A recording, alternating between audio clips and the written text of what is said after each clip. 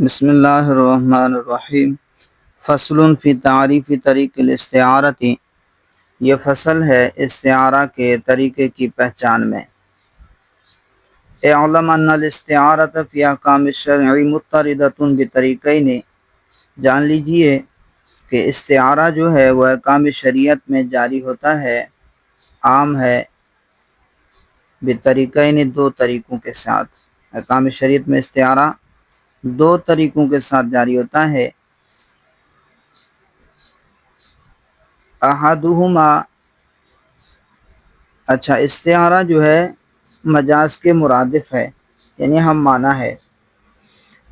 مجاز کہتے ہیں کہ وہ لفظ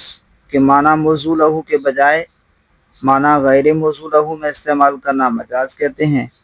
اور استعارہ بھی یہی ہے کہ وہ لفظ کے معنی موضوع لہو کے بجائے معنی غیر موضوع لہو میں استعمال ہو۔ تو استعارہ جو ہے اصولیین کے نزدیک یہ مجاز کا مرادف ہے، ہم معنی ہے۔ تو احکام شریعت میں استعارہ جو ہے دو طریقوں سے جاری ہوتا ہے۔ احدہما، ان دو میں سے پہلا طریقہ، لوجود الاتصال بین العلت والحکم، اتصال کے پائے جانے کی وجہ سے بین العلت والحکم، علت اور حکم کے درمیان۔ اب یہاں سے علت کسے کہتے ہیں کہ علت وہ ہے جو مفضی الی الشیء ہو بغیر واسطے کے، مفضی الی الشیء ہو بغیر واسطے کے، اور سبب وہ ہے جو مفضی الی الشیء ہو واسطے کے ساتھ۔ مختصراً، کیونکہ یہ بحث طویل ہے، اس میں کافی بحث ہے، تو اس لیے جتنا ہو سکتا ہے اختصار کرتے ہیں تاکہ کم سے کم ٹائم میں یہ سبق مکمل ہو سکے۔ باقی اس کی بحث ہم پوری تفصیل کے ساتھ کلاس میں کر چکے ہیں۔ تو ان دو میں سے پہلا طریقہ، اتصال کے پائے جانے کی وجہ سے بین العلت والحکم، علت اور حکم کے درمیان، والثانی، اور دوسرا طریقہ، لوجود الاتصال بین السبب المحض والحکم، اتصال پائے جانے کی وجہ سے سبب محض اور حکم کے درمیان۔ پہلا یہ ہے کہ اتصال ہو علت اور حکم کے درمیان، اور دوسرا یہ ہے کہ اتصال ہو سبب محض اور حکم کے درمیان۔ اول منہما یوجب صحت الاستعارۃ من الطرفین، بس ان دو طریقوں میں سے پہلا طریقہ، ان دونوں طریقوں میں سے پہلا طریقہ، یوجب صحت الاستعارۃ من الطرفین، یہ ثابت کرتا ہے استعارہ کے صحیح ہونے کو، یوجب ای یثبت، یعنی ثابت کرتا ہے صحت الاستعارۃ، استعارہ کے صحیح ہونے کو، استعارہ کے صحیح ہونے کو، من الطرفین، دونوں طرف سے۔ والثانی یوجب صحتها من احد الطرفین، اور دوسرا طریقہ، یعنی جب اتصال ہو سبب اور حکم کے درمیان تو وہ ثابت کرتا ہے صحتها، استعارہ کے صحیح ہونے کو، من احد الطرفین، ایک طرف سے،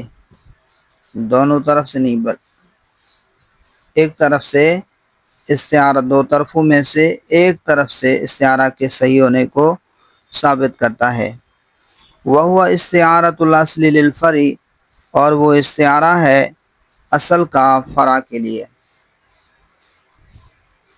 اور وہ ایک طرف اصل کا فرع کے لیے استعارہ ہے۔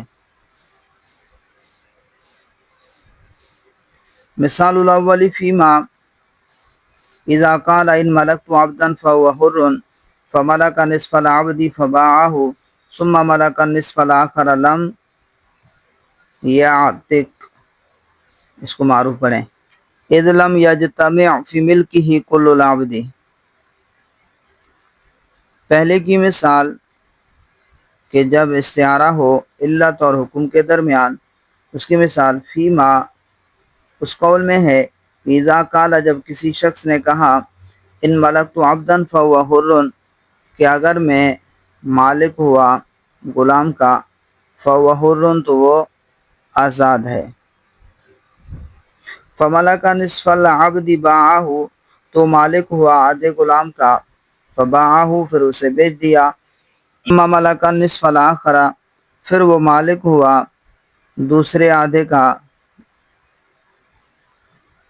لم یعتق تو آزاد نہیں ہوگا، اذ لم یجتمع فی ملکہ اس لیے کہ جمع نہیں ہوا فی ملکہ اس کی ملک میں، کل العبد پورا غلام ایک وقت میں اس کی ملک میں جمع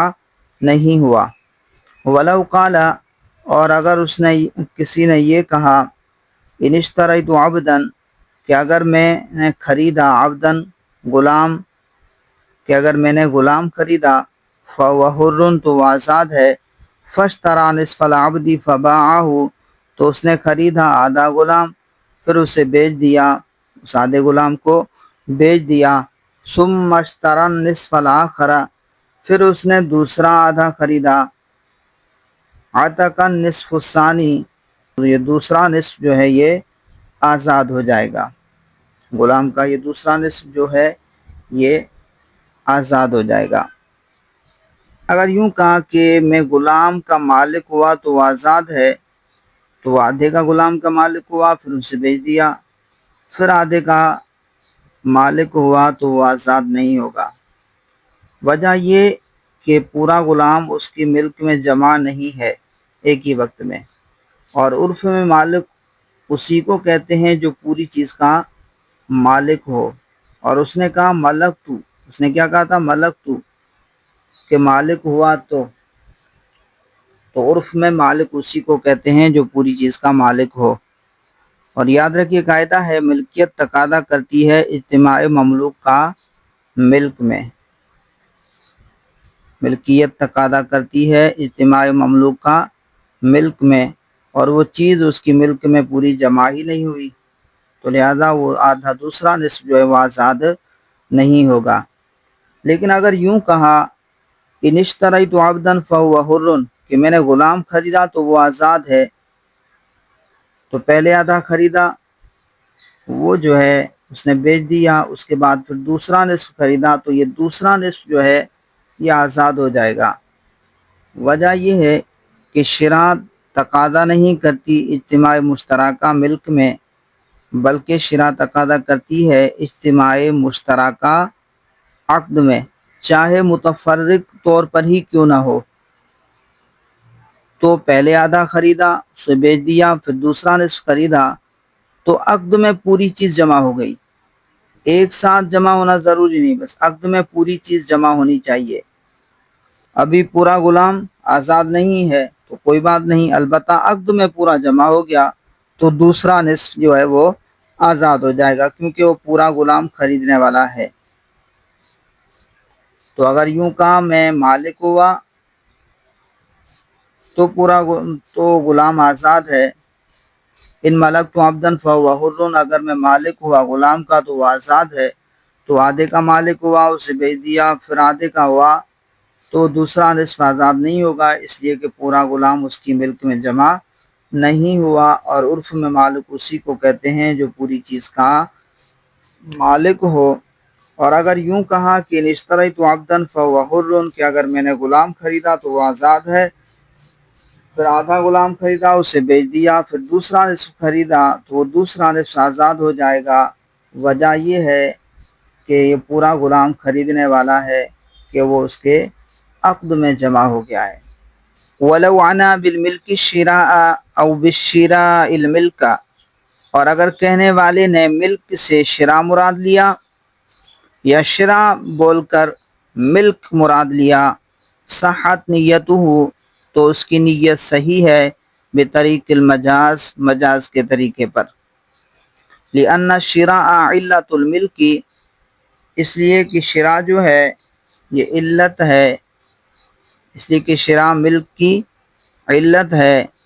والملک حکمہ، اور ملک اس کا حکم ہے یعنی معلول ہے، فعمت الاستعارۃ بین العلت والمعلوم معلولی،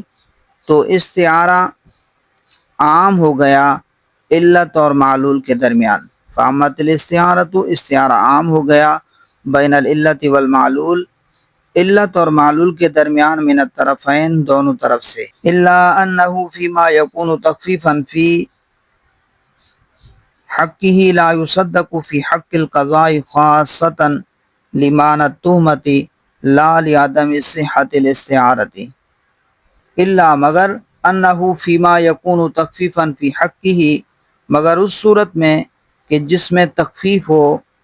فی حقه اس کہنے والے کے حق میں لا يصدق فی حق القضاء تو تصدیق نہیں کی جائے گی فی حق القضاء قضا کے حق میں، یعنی قضا کے اعتبار سے خاصتاً خاص طور پر قضا کے اعتبار سے اس کی تصدیق نہیں کی جائے گی لمعنی تہمتی تہمت کی معنی کی وجہ سے، یعنی تہمت کی علت کی وجہ سے لا لعدم صحت الاستعارتی نہ کہ اس وجہ سے کہ استعارہ صحیح نہیں، استعارہ کے صحیح ہونے کی وجہ سے نہیں، استعارہ تو صحیح ہے لیکن تہمت کے معنی کی وجہ سے، تہمت کی علت کی وجہ سے ولو انا بالملک الشراء و بالشراء الملک کہ شراء علت ہے اور ملکیت کیا ہے؟ حکم ہے۔ تو جب بھی کوئی چیز ہم خریدیں گے تو اس کے کیا بن جائیں گے؟ مالک بن جائیں گے۔ آپ نے کوئی چیز خریدی، آپ اس کے مالک بن گئے۔ تو شراء علت ہے اور ملکیت اس کا حکم ہے۔ تو یہ علت اور معلول ہوئے، یہ کیا ہوئے؟ علت اور معلول ہوئے، اور علت اور معلول میں استعارہ دونوں جانب میں جائز ہوتا ہے۔ تو اگر کسی نے کہا ان ملکت عبدا فهو حر، یہ اگر میں مالک ہوا غلام کا تو وہ آزاد ہے۔ اب وہ یہ کہتا ہے کہ میں نے ملکتو سے اشتریتو کا ارادہ کیا تھا کہ اگر میں نے غلام خریدا تو اس کی دیانتاً تصدیق کی جائے گی، قضاءً نہیں۔ اب کسی نے غلام ہبا کر دیا تو غلام کا مالک بن گیا تو غلام کو آزاد ہونا چاہیے، لیکن وہ کہتا ہے کہ نہیں، میری مراد تو تھی کہ اگر میں نے خریدا، میری مراد جو ہے ملک سے شراء مراد تھی، تو مفتی صاحب اس کی دیانتاً تصدیق کرے گا۔ لیکن اگر قاضی کے پاس چلا جاتا ہے یہ مسئلہ تو قاضی فیصلہ اس کے خلاف دے گا، اس صورت میں جس میں اس کے لیے تخفیف ہو، جس میں اس کے لیے کیا ہو؟ تخفیف ہو۔ وَلَوْ عَنَا بِالْمِلْكِ الشِّرَاءَ أَوْ بِالشِّرَاءِ الْمِلْكَ اور اگر کہنے والے نے ملک سے شراء مراد لیا یا شراء سے ملک مراد لیا، صحت نیتہ بطریق المجاز تو اس کی نیت صحیح ہے مجاز کے طریقے پر، لأن الشراء علت الملک اس لیے کہ شراء جو ہے ملک کی علت ہے، والملک حکمہ اور ملک اس کا حکم ہے یعنی معلول ہے، فعمت الاستعارۃ بین العلت والمعلول تو استعارہ عام ہو گیا علت اور معلول کے درمیان من الطرفین دونوں طرف سے، الا انہ فیما یکون تخفیفا فی حقہ لیکن جس صورت میں مگر اس صورت میں کہ جس میں تخفیف ہو فی حقہ اس کہنے والے کے حق میں، لا یصدق فی حق القضاء خاصۃ تو تصدیق نہیں کی جائے گی قضا کے حق میں، یعنی قضا کے اعتبار سے خاصتاً خاص طور پر، تو قضا کے اعتبار سے اس کی تصدیق نہیں کی جائے گی۔ وجہ لمعنی التہمت تہمت کے معنی کی وجہ سے، یعنی تہمت کی علت کی وجہ سے، لا لعدم صحت الاستعارۃ نہ اس وجہ سے کہ استعارہ صحیح نہیں ہے، استعارہ کے صحیح ہونے کی وجہ سے نہیں، استعارہ تو صحیح ہے،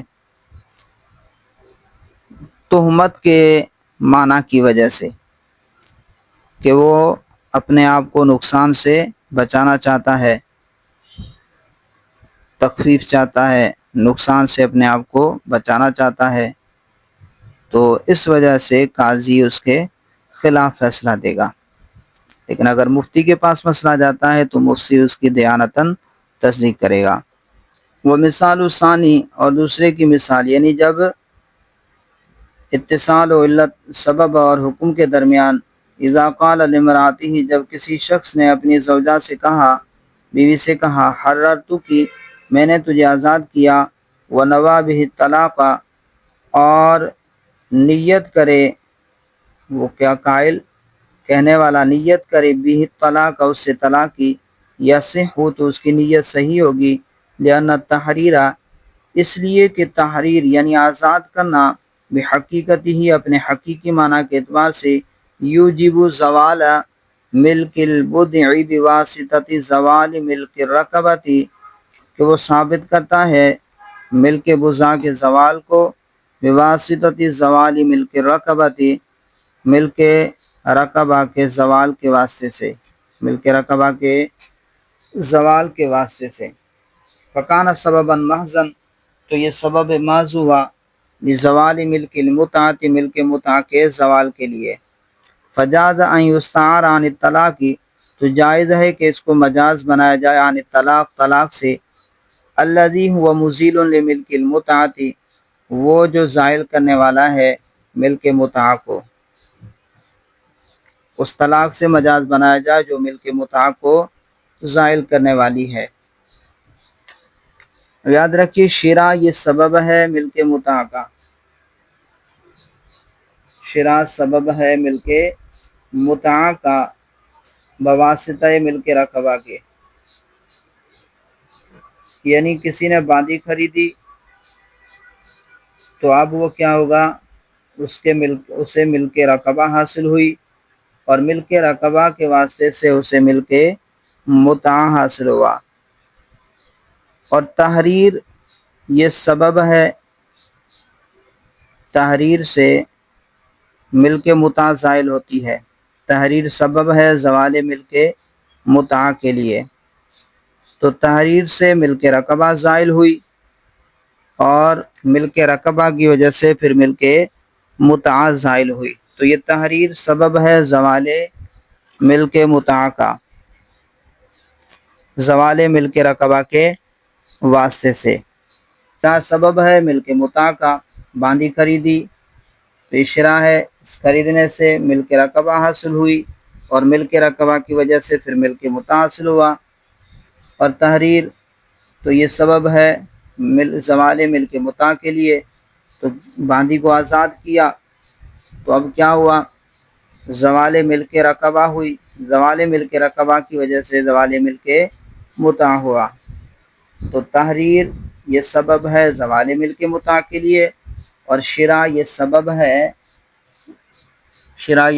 ہے ملک متع کے لیے، لیکن واسطے کے ساتھ، درمیان میں واسطہ ہے۔ تو اب وہ شخص اپنی بیوی سے کہتا ہے کہ میں نے تجھے آزاد کیا، نیت کرتا ہے طلاق کی، اس نے کہا میں نے تجھے آزاد کیا اور نیت کرتا ہے طلاق کی، تو یہ صحیح ہے، کیونکہ تحریر جو ہے یہ سبب ہے زوال ملک متع کا، تو تحریر بول کر طلاق مراد لینا یہ صحیح ہے، تحریر بول کر طلاق مراد لینا، نیت کرنا یہ ٹھیک ہے، اس لیے کہ تحریر جو ہے اپنے حقیقی معنی کے اعتبار سے یہ ثابت کرتا ہے ملک بزا کے زوال کو، اور بواسطۃ زوال ملک رقبتی، ملک رقبہ کے زوال کے واسطے سے، تو یہ سبب محض ہے، یعنی تحریر بول کر طلاق کی نیت کرنا ٹھیک ہے، سبب بول کر حکم مراد لے سکتے ہیں، یعنی مسبب مراد تو لے سکتے ہیں، لیکن مسبب بول کر سبب مراد نہیں لے سکتے، تو تحریر یہ سبب ہے زوال ملک متع کے لیے، تو جائز ہے کہ اس کو مجاز بنایا جائے، کسے، طلاق سے، وہ طلاق جو زائل کرنے والی ہے ملک متع کو۔ ولا يقال لو جعل مجازا عن الطلاق لوجب ان يكون الطلاق الواقع به رجعيا كصريح الطلاق۔ اب یہاں سے ایک اعتراض مصنف علیہ الرحمہ ذکر فرما رہے ہیں۔ اعتراض یہ کہ آپ نے کہا کہ لفظ حررتو کی طلاق سے مجاز ہے، گویا آپ کے ہاں یہ حررتو کی انت تعلقن کا قائم مقام ہے، اور اصول یہ ہے کہ جو حکم اصل کا ہوتا ہے وہی فرع کا ہوتا ہے، تو جب اصل یعنی انت تعلقن سے طلاق رجعی واقع ہوتی ہے، تو اسی طرح جو اس کی فرع ہے، جو قائم مقام ہے، یعنی حررتو کی سے بھی طلاق رجعی واقع ہونی چاہیے، حالانکہ آپ اس کے نزدیک حررتو کی سے طلاق بائنہ واقع ہوتی ہے۔ اتنا سمجھ میں آ رہا، آپ نے کہا کہ حررتکی کو آپ نے مجاز بنایا طلاق سے، تو انت طالقن یہ صریح ہے، اس سے جو طلاق ہوتی ہے وہ طلاق رجعی ہوتی ہے۔ تو جو اس کی فرع ہے جس کو آپ نے اس سے مجاز بنایا ہے، تو اس سے بھی جو اصل کا حکم ہوتا ہے وہی فرع کا ہوتا ہے۔ تو حررتکی سے بھی، اس لفظ سے بھی طلاق رجعی ہونی چاہیے، حالانکہ آپ کہتے ہیں کہ حررتکی سے طلاق بائنہ ہوتی ہے، طلاق رجعی نہیں۔ تو اب اس کا اعتراض اور اس کا جواب ذکر فرما رہے ہیں۔ تو جواب یہ ہے کہ ہم نے لفظ حررتکی کو طلاق سے مجاز نہیں بنایا، بلکہ ایسے لفظ سے مجاز بنایا ہے جو ملک مطاع کو زائل کر دے، جو ملک مطاع کو زائل کر دے۔ اور ملک مطاع کو زائل کرنے والی جو ہے وہ طلاق بائنہ ہوتی ہے، نہ کہ طلاق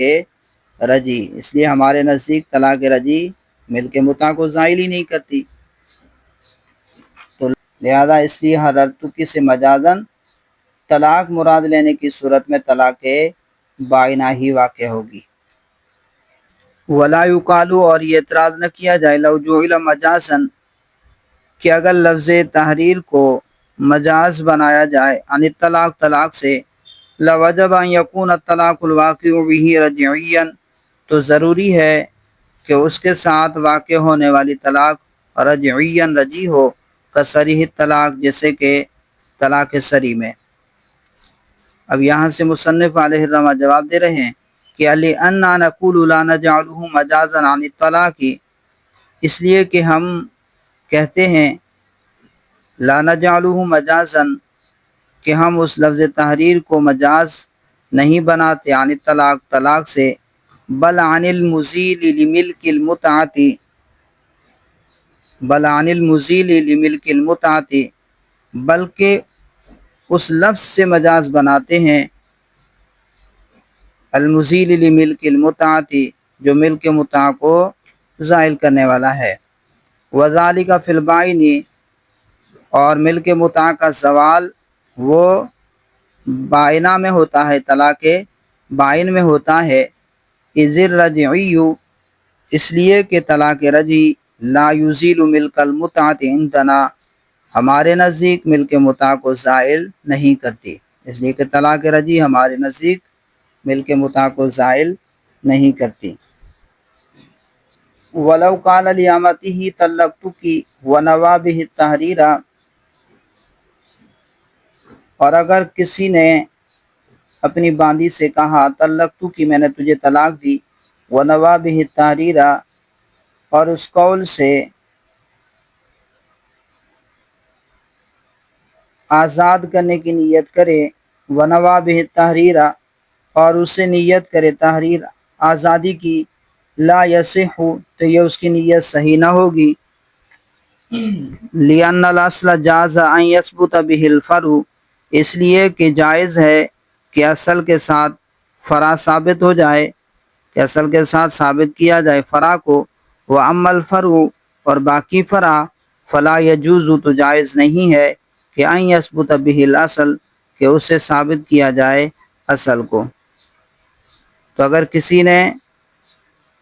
تحریر اپنی بیوی سے کہا کہ میں نے تجھے آزاد کیا، اور اس سے نیت کرتا ہے طلاق کی، تو وہ تو صحیح ہے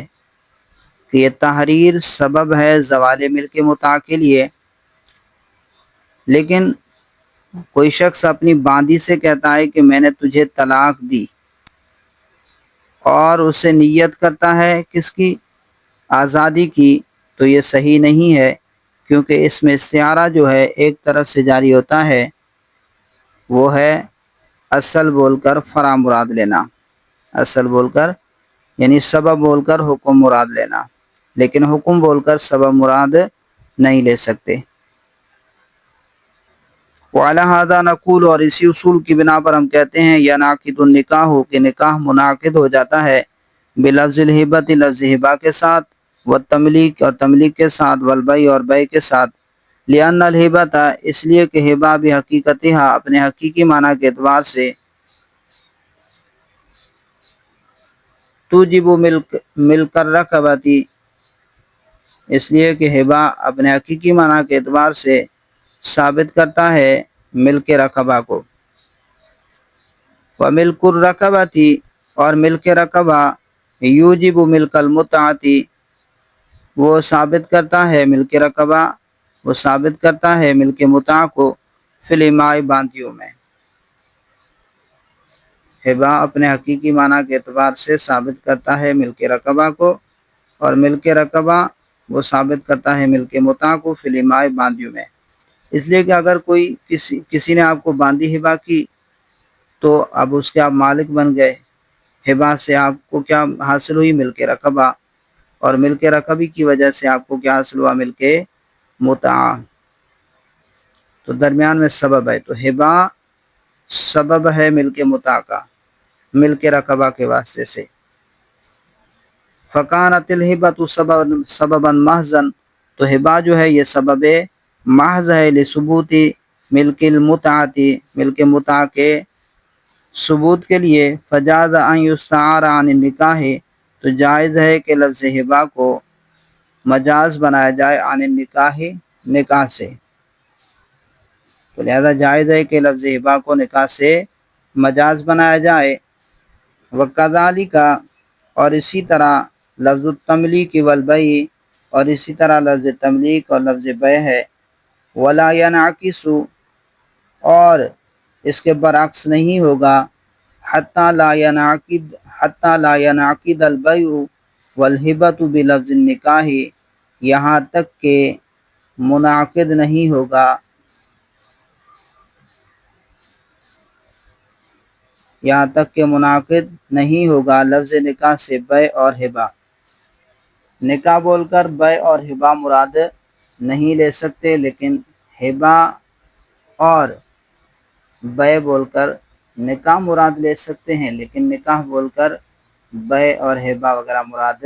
نہیں لے سکتے، کیونکہ سبب بول کر حکم مراد لے سکتے ہیں، یعنی مسبب مراد لے سکتے ہیں، لیکن مسبب بول کر سبب مراد نہیں لے سکتے۔ ثم فی کل موضع، پھر ہر اس جگہ میں، یکون المحل متعینا، کہ جہاں پر محل متعین ہو، للنوع من المجاز، مجاز کی ایک قسم کے لیے، لا یحتاج فیہ الی نیت، تو اس جگہ پر اس مقام میں نیت کی حاجت نہیں ہوگی، نیت کی ضرورت نہیں ہوگی۔ اب یہاں سے مصنف علیہ الرحمہ ذکر فرما رہے ہیں کہ ہر وہ مقام جہاں حقیقت سے کوئی معنی ہے، حقیقی معنی سے کوئی معنی ہو، اور مجاز میں بھی صرف ایک ہی احتمال ہو، مجاز میں بھی صرف ایک ہی احتمال، حقیقت سے کوئی معنی ہے اور مجاز میں بھی صرف ایک ہی احتمال ہے، تو وہاں نیت شرط نہیں ہے، بلکہ وہی مجازی معنی متعین ہو جائے گا۔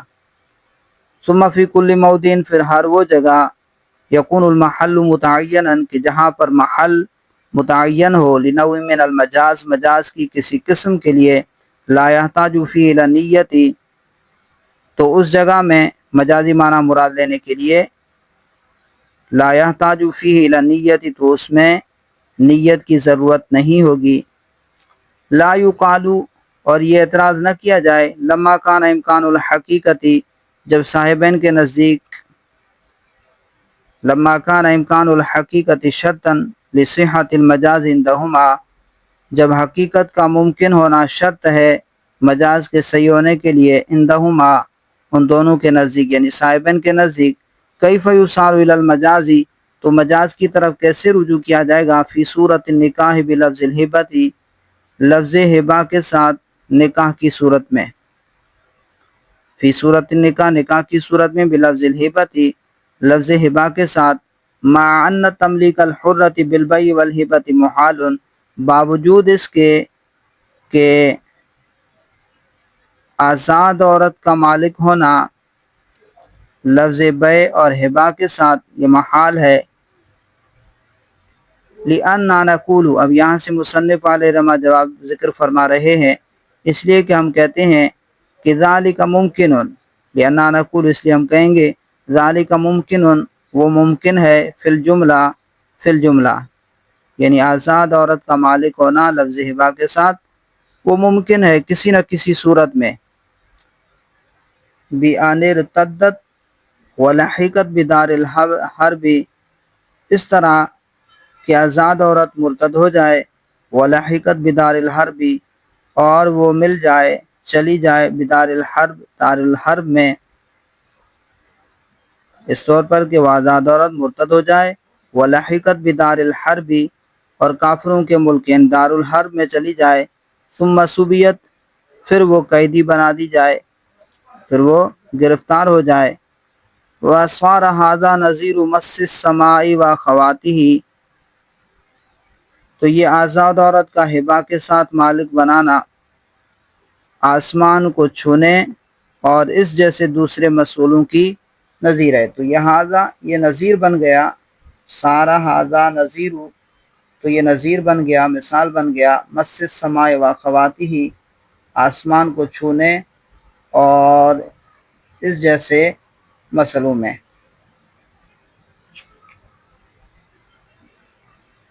اب صاحبین کے نزدیک مجاز کے صحیح ہونے کے لیے حقیقت کا فی ذاتی ممکن ہونا شرط ہے، یعنی اگر حقیقت فی ذاتی ممکن ہو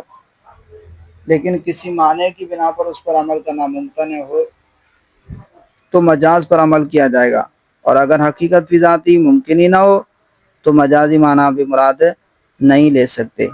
کلام کیا ہو جائے گا؟ لغو ہو جائے گا۔ تب اس اعتراض کا جواب دے رہے ہیں کہ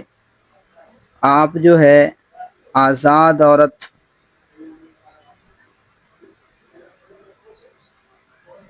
کو لفظ ہبا اور تملیک وغیرہ کے ذریعے نکاح کا معنی، نکاح مراد کیسے لے سکتے ہیں؟ تو جواب یہ ہے کہ مجازی معنی مراد لینے کے لیے حقیقت کا فی الجملہ یعنی کسی نہ کسی طرح ممکن ہونا کافی ہے۔ اب وہ یہ اس طرح کہ آزاد عورت مرتد ہو کر دارالحرب چلی جائے اور مسلمانوں سے جنگ ہو، مسلمان اس کو قیدی بنا لیں تو مسلمانوں کے لیے مملوکہ ہو گئی۔ اب اس کا حقیقی معنی ممکن ہو گیا، کہ اب وہ اس کی تملیک بھی درست، اب اس کا ہبا بھی درست، اس کی بیع بھی درست، تو کسی نہ کسی طرح حقیقی معنی ممکن ہو گیا۔ تو حقیقت چونکہ فی الجملہ ممکن ہے لہذا اس سے مجازی معنی نکاح مراد لینا بھی درست ہے۔ تو ھذا نظیر مس السماء، یہاں سے مصنف علیہ رحمہ ذکر فرما رہے ہیں، یہاں سے مصنف علیہ الرحمہ فرما رہے ہیں کہ یہ ایسے ہے جیسے کوئی اگر شخص قسم اٹھائے کہ میں آسمان کو ضرور چھوں گا، یا میں پتھر کو سونا بنا دوں گا، یا میں ہوا میں اڑوں گا، تو ان جیسی صورتوں میں قسم اٹھانے والا فوراً ہی حانث ہو جائے گا اور اس پر کفارہ واجب ہوگا۔ حالانکہ وجوب کفارہ کے لیے قسم کا ممکن ہونا شرط ہے کہ جس پر قسم کھائی ہے اس کام کا کرنا بھی ممکن ہو،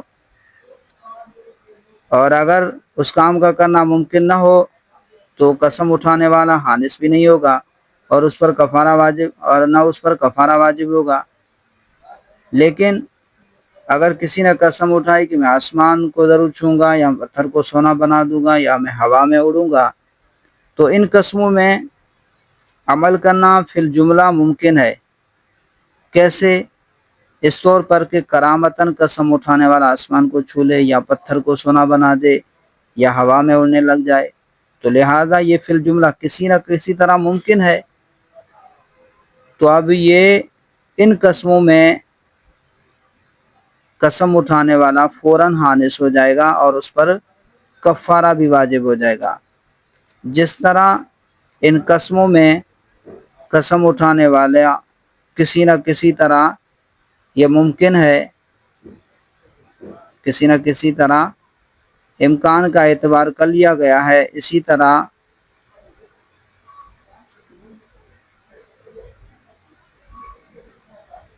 آزاد عورت کا مالک ہونا یہ کسی نہ کسی طرح بھی ممکن ہے۔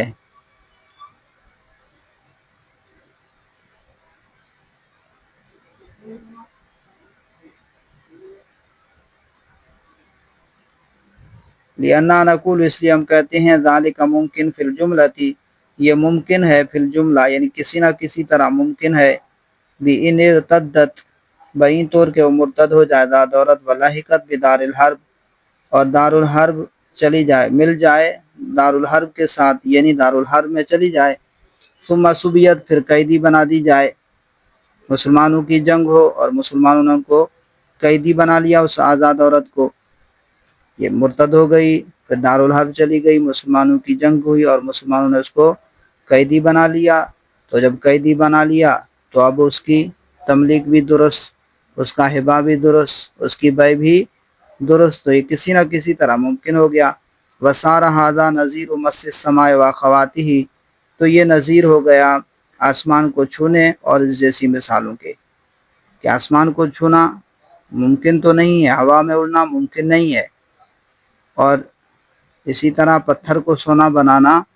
ممکن تو نہیں ہے، لیکن یہ کسی نہ کسی طرح ممکن ہے۔ وہ کیسے؟ کہ بطور کرامت کے وہ آسمان کو چھو لے، بطور کرامت ہوا میں اڑے، بطور کرامت پتھر کو سونا بنا دے، تو یہ کسی نہ کسی طرح ممکن ہے، حقیقی معنی کسی نہ کسی طرح ممکن ہے، لہذا قسم اٹھانے والا فوراً حانث ہو جائے گا۔ اسی طرح آزاد عورت کی بیع، تملیک اور ہبہ کسی نہ کسی طرح ممکن ہے۔